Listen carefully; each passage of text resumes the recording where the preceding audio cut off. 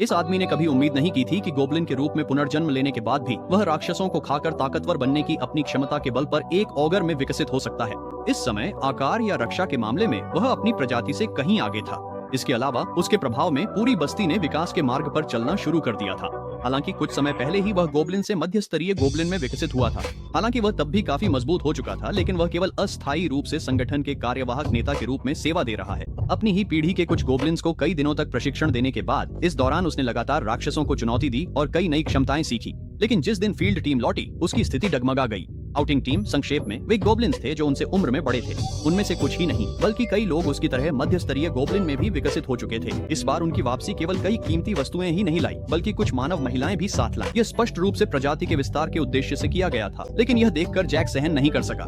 कुछ दिन पहले ही उसने खुद देखा था कि गोब्लिन्स द्वारा पहले पकड़ी गई सभी महिलाएं मर चुकी थीं। बिना किसी अपवाद के उन्होंने सभी ने खुद को झड़ देकर आत्महत्या कर ली थी। यह स्पष्ट था कि इतनी लंबी यातना के बाद उन्होंने मरने का तरीका ढूंढ लिया था। जैक ने उन्हें बड़ी आग के साथ विदा किया। पहले ताकत नहीं थी, पर अब हालात अलग थे। औरतों को देखते ही